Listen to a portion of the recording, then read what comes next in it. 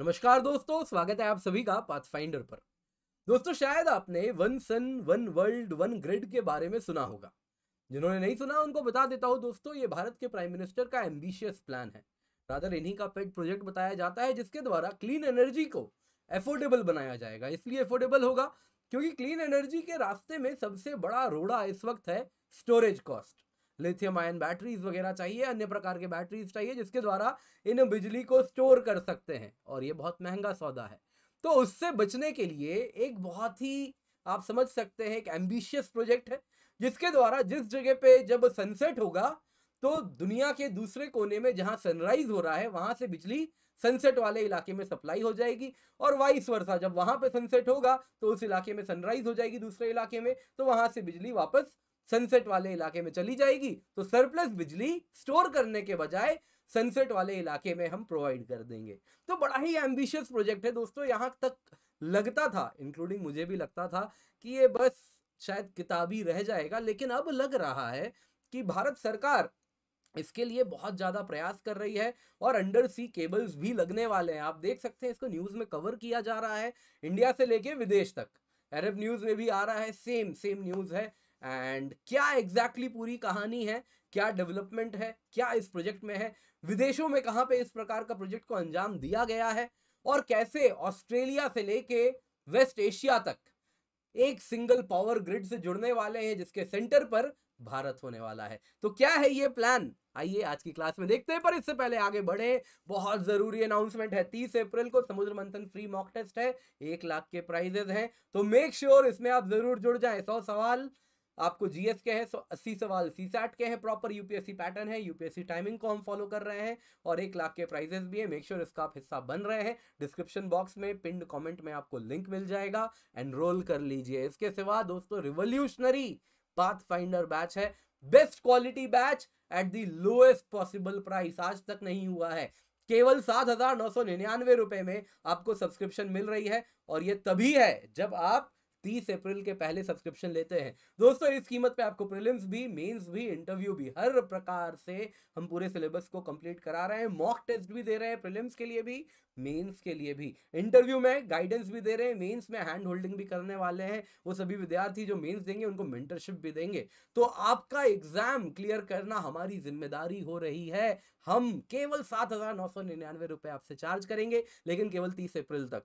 तो दोस्तों, जल्दी से जाएं, पिंड कमेंट में आपको लिंक मिल जाएगा सब्सक्रिप्शन का, जाए जाके सब्सक्राइब करें। यूज दी कोड पाथ, यहाँ पे आप पाथ फाइंडर के जगह सिंपल PATH पाथ भी लिख सकते हैं, और उससे आपको बढ़िया आसानी से केवल 7,999 रुपए में सब्सक्रिप्शन मिल जाएगी। तो दोस्तों, न्यूज में क्या है दोस्तों, गुजरात कोस्ट को जोड़ा जाएगा मिडल ईस्ट से via deep sea cable, submarine cables लगाए जाएंगे, जो कि बिजली को गुजरात से मिडल ईस्ट तक लेके जाएंगे, और मिडल ईस्ट से गुजरात वापस भी लेकर के आएंगे। तो इस प्रकार से इंडिया, सऊदी अरेबिया, यूएई मिलके एक सिंगल रिन्यूएबल एनर्जी का इलेक्ट्रिसिटी ग्रिड बना रहे हैं। बात सिंगापुर को भी इंक्लूड करने की हो रही है।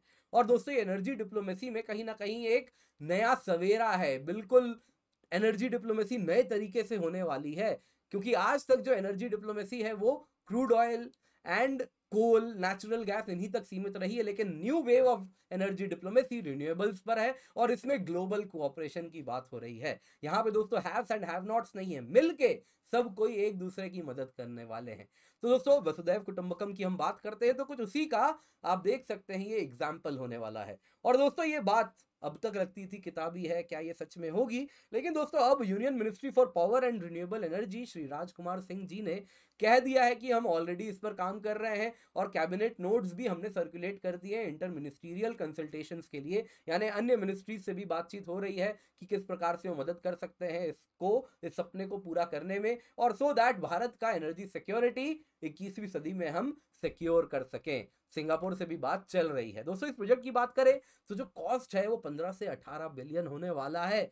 सऊदी एम्बेसडर भी बहुत एक्साइटेड है, उन्होंने भी इन्विटेशंस एक्सटेंड किए हैं टाटा ग्रुप को, रिलायंस इंडस्ट्रीज को, JSW को, स्टेरलाइट को, अडानी को, कि वो भी इस प्रोजेक्ट की फीजिबिलिटी देखें और बताएं क्या वो इसमें पार्टिसिपेट कर सकते हैं। तो प्राइवेट सेक्टर को भी इन्वॉल्व किया जाया जा रहा है। तो दोस्तों इस प्रोजेक्ट में अगर आप देखें तो जो प्लान किया जा रहा है इस वक्त, ये गुजरात के मुंद्रा पोर्ट से चलेगा। यहाँ पे अंडर सी केबल इस प्रकार से शुरू होगी और यहाँ पे यूएई में फुजायरा में जाके ये अंडर सी केबल बंद होगा। करीबन 1600 किलोमीटर होगा। लेकिन प्रयास किया जा रहा है कि इतना 1600 किलोमीटर चलने के बजाय क्यों ना ये जो पूरी दूरी है ये ओमान तक में ही पूरी कर ली जाए। 400 किलोमीटर कम पड़ेगा, यानी 1200 किलोमीटर में गुजरात से ओमान हम जोड़ पाएंगे। और इस प्रकार से दोस्तों जो डीपेस्ट पॉइंट हमें मिलेगा इस रास्ते में गुजरात से ओमान वाले में, वो 3.5 किलोमीटर का मिलेगा। और इस प्रकार से ये जो बिजली के केबल होंगे, इस प्रकार के केबल होते हैं, इसमें बाई डायरेक्शनल फ्लो होगा, यानी इंडिया से भी वेस्ट एशिया में बिजली जाएगी, वेस्ट एशिया से भी इंडिया में बिजली जाएगी, यानी बाई डायरेक्शनल फ्लो है। अब सवाल उठता है, kingdom of Saudi Arabia, UAE, इनके पास तो इतना ऑयल है, नेचुरल गैस है, ये क्यों इस प्रकार के प्रोजेक्ट में ऑन बोर्ड होंगे? ये तो already crude oil, natural gas दुनिया को सप्लाई करते हैं, अपने पैर पे क्यों कुल्हाड़ी मारेंगे? दोस्तों कारण बड़ा सिंपल है। अगर आप पर कैपिटा कार्बन एमिशन का ये चार्ट देखें, ये सब कुछ बता रहा है। आप देख रहे हैं नंबर 1 पे कौन आ रहा है? मिडल ईस्ट, जिसको अंग्रेज मिडल ईस्ट बोलते हैं, एक्चुअली क्या है? West Asia. तो वेस्ट एशियन कंट्रीज है मिडल ईस्ट, जिसको यहाँ पे कह रहे हैं सऊदी अरेबिया है, जो कि दुनिया में सबसे ज्यादा पर पर्सन कार्बन प्रोड्यूस करते हैं। और जाहिर सी बात है, अगर हम क्लाइमेट एक्शन ट्रैकर में सऊदी अरेबिया की बात देखें तो ये बहुत ही पुअर परफॉर्म कर रहा है। और कंटिन्यूअसली देखिए, अब जो ग्लोबल रियलिटी है वो ये है कि कहीं ना कहीं हर कंट्री को अब कंट्रीब्यूट करना है क्लाइमेट चेंज से बचने के लिए, उसको मिटिगेट करने के लिए। तो सऊदी अरेबिया को भी अपना कार्बन फुटप्रिंट कम करना पड़ेगा, उसको भी रिन्यूएबल की तरफ मूव करना पड़ेगा। अच्छी बात है, उनके पास बहुत बड़ा रेगिस्तान है, तो वो काफी अच्छा खासा सोलर पैनल्स लगा सकते हैं और रिन्यूएबल की तरफ मूव कर सकते हैं। लेकिन खर्चा आएगा किसका? स्टोरेज का। रात को तो सोलर पैनल बिजली नहीं बनाएगी, तो रात को क्या किया जाए? तो महंगे महंगे बैटरीज लगाएं और उससे कहीं ना कहीं बड़ी नुकसान होगी, उसके खर्चा बढ़ जाएगा। और ऑब्वियसली इन्वायरमेंटल चैलेंजेस अलग होते हैं। Lithium refining is not a simple job, उसमें बहुत ज्यादा इन्वायरमेंटल पोल्यूशन होता है। चिले की ही बात कर लेते हैं, वहां पे भयानक पोल्यूशन हो रहा है लिथियम के सॉल्ट पैन से। जो वहां पे ब्राइन बन रहा है उससे बहुत, लिथियम के ब्राइन से बहुत पोल्यूशन हो रहा है। तो दोस्तों यहाँ पे अगर हम सऊदी अरेबिया देखें तो वो इस वक्त 52% बिजली नेचुरल गैस से बनाता है, 40% ऑयल से बनाता है। तो बहुत ज़रूरी है सऊदी अरेबिया अब ग्रीन एनर्जी की तरफ मूव करे, तो इसमें बहुत बड़ा रोल होने वाला है कहीं ना कहीं one sun one world one project का।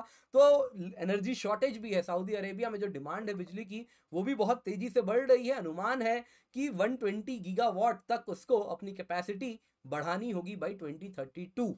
तो अभी 55 गीगावाट है, उससे बढ़ा के 120 पहुंचाना होगा, यानी नए पावर प्लांट्स लगाने हैं। तो जाहिर सी बात है वो चाहेगा अब क्लीन एनर्जी की तरफ वो मूव करे, क्योंकि उस पर ग्लोबल प्रेशर बहुत ज्यादा बढ़ता जा रहा है। तो दोस्तों इस पूरे one sun one world one project का एंड गेम क्या है, फाइनल पर्पस क्या है? दोस्तों आपको बता देता हूं, लास्ट ईयर की बात है, सिंगापुर और ऑस्ट्रेलिया में भी सिमिलर अग्रीमेंट हो चुका है, जिसके अंतर्गत अगर आप देखें तो कुछ इस प्रकार से सिंगापुर से ऑस्ट्रेलिया भी ऐसे बिजली के केबल लग गए हैं।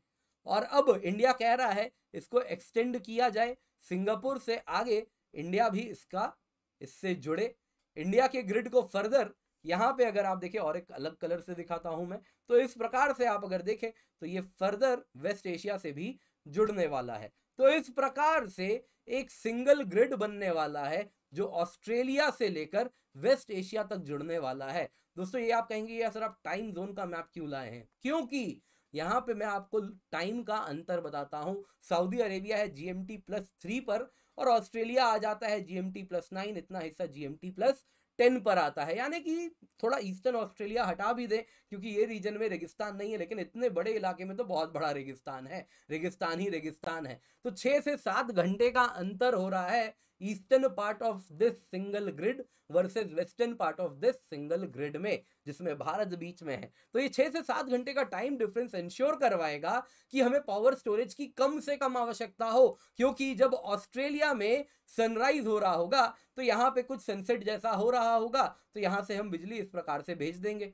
वहीं जब सऊदी अरेबिया में सनसेट होने लग गया, सनराइज होने लग गया, ऑस्ट्रेलिया में सनसेट होने लग गया, तो इस प्रकार से बिजली ऑस्ट्रेलिया की तरफ मूव कर जाएगी। तो मिनिमल, ऑब्वियसली ऐसा नहीं है कि परफेक्ट टाइमिंग सिंक्रोनाइज हो रहा है, थोड़ा और ग्रिड को लंबा करना पड़ेगा, लेकिन कहीं ना कहीं आप ये समझ सकते हैं कि काफी major cost of battery storage हम कम करने में सक्षम हो जाएंगे। दोस्तों क्या ये प्रोजेक्ट फीजिबल है? तो दोस्तों हम देखते हैं दुनिया में कहीं बाकी जगह ऐसा प्रोजेक्ट हो रहा है, बिल्कुल हो रहा है। यूके एंड नॉर्वे की बात करते हैं तो उन्होंने ऑलरेडी इस प्रकार का अंडर सी केबल 800 किलोमीटर का लगाया है, जिसके द्वारा विंड एनर्जी को ये लोग एक्सचेंज करते हैं। ग्रीस दोस्तों इजिप्ट से अपने आप को जोड़ रहा है। 3000 मेगावाट इलेक्ट्रिसिटी इजिप्ट के सोलर प्लांट से ग्रीस के एटिका तक पहुंचने वाली है। करीबन 4.5 लाख घरों को बिजली इजिप्ट में बसा सोलर प्लांट प्रोवाइड करेगा, और आने वाले दिनों में इजिप्ट भी बहुत बड़े एरिया में इस प्रकार के सोलर प्लांट्स लगा के यूरोपियन यूनियन को ये बिजली फर्दर प्रोवाइड करने वाला है। और हो सकता है क्योंकि इजिप्ट भी पास में है तो वो भी इस प्रकार से इस ग्रिड का हिस्सा बन जाए। तो one sun one world one grid जिसका सपना है वो उसके करीब हम जा रहे हैं। दोस्तों यहाँ पे आपको बता देता हूँ, इस जो पूरा खर्चा हो रहा है यूरोपियन यूनियन ग्रीस से जो इजिप्ट को जोड़ रही है वो 3.5 बिलियन यूरो का खर्चा कर रही है। और इसके लिए क्लीन इलेक्ट्रिसिटी जो इजिप्ट में बन रहा है और बाकी अफ्रीकन कंट्रीज भी जल्दी उसका हिस्सा बन जाएंगे, अल्जीरिया, लीबिया, तो वहां से करीबन करीब बिजली यूरोप तक पहुंचनी शुरू हो जाएगी और यूरोप भी क्लीन एनर्जी का फायदा उठा पाएगा और अफ्रीकन कंट्रीज वो बिजली बेच के कहीं ना कहीं वो भी फायदा उठा सकते हैं उसका, वो भी फाइनेंशियली एंड कमर्शियली बेनिफिट करेंगे। इजिप्ट ने दोस्तों ऑलरेडी अपने ग्रिड को लीबिया, सूडान, सऊदी अरेबिया से जोड़ दिया है। तो आप समझ सकते हैं थियोरेटिकली तो अभी जो बात हो रही है प्रैक्टिकली सऊदी अरेबिया तक है, पर एक्चुअल में बस कुछ मीटिंग्स में इसको हम लीबिया तक एक्सटेंड करने में सक्षम हो सकते हैं। यानी इतना बड़ा इलाका आप और इंक्लूड कर लेंगे with in the one sun one world one grid without much challenge. Europe जैसा कंज्यूमर मार्केट भी इसका हिस्सा बन सकता है। तो बहुत एम्बिशियस प्रोजेक्ट है, लेकिन दोस्तों लग रहा है ये पॉसिबल हो रहा है। यकीन मानिए मुझे भी लगता था कि this would be very challenging. कहना आसान है पर करके दिखाना कठिन है, लेकिन सरकार प्रयास कर रही है एंड अच्छी बात है। बाकी देश भी प्रयास कर रहे हैं, Saudi Arabia, UAE, they are also equally excited. तो जो वसुधैव कुटुंबकम है, दुनिया जिसकी बात करती है, इंडिया उसे करके यहाँ पर दिखा रहा है through its vision of one sun one world one grid. दोस्तों आज की क्लास पसंद आई होगी तो लाइक जरूर कीजिएगा। इसके सिवा मैं आपसे मिलने आ रहा हूँ कल यानी 27 अप्रैल को थर्सडे को सुबह 11 बजे अनअकैडमी स्टोर अहमदाबाद, जो कि एलडी इंजीनियरिंग कॉलेज के ठीक सामने है। तो कल सुबह 11 बजे मुझसे जरूर मिलने आइएगा।